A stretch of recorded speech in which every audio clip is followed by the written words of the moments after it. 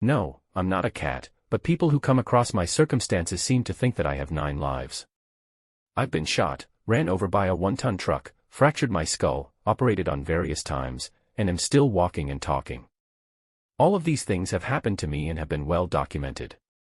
One of my near-death experiences was manifest in an ambulance en route to Lexington, Kentucky. I had fallen from a 3-story building and my neck and head were swollen.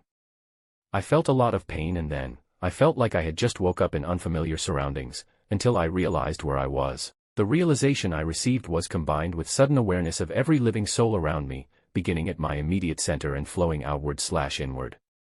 I was part of a larger picture. Then I sensed the 3 souls in the ambulance with me. I sensed their presence, love, hearts, emotions, feelings, and physical/mental states. I heard their thoughts and felt their caring hands.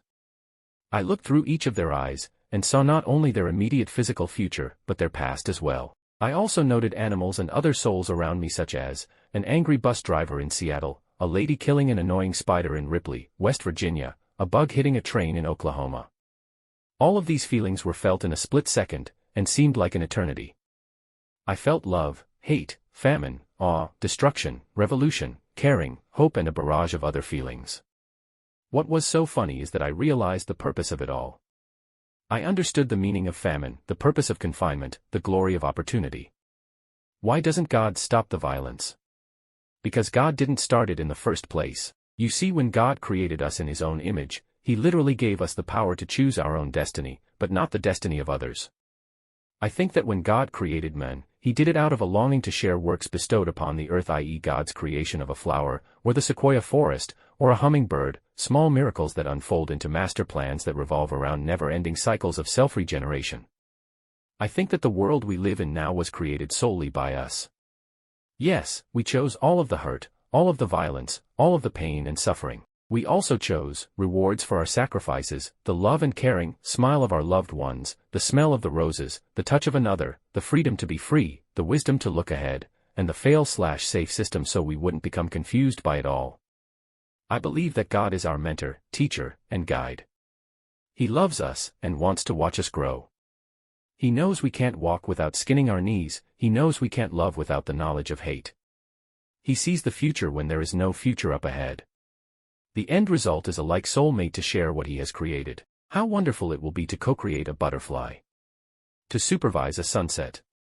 To feel His warm, loving hands on our back for a job well done. Most religions are so naive.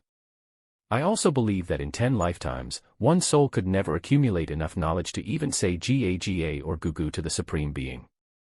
Look at the stars, the endless universe, we see in 3 dimensions. Imagine how many dimensions there really are, just in the physical world. As we learn, as we grow, we will be rewarded 10 times 10 for every forward step, and penalized 10 times for every backward step. I would think that most people would say, well, how will we ever reach our final destination if this is the case? With God, there is no time/space, only love. His patience stretches the far reaches of the pluriverse. Sure, He could say, presto, you now know what I know. Would that accomplish our ultimate goal of companionship?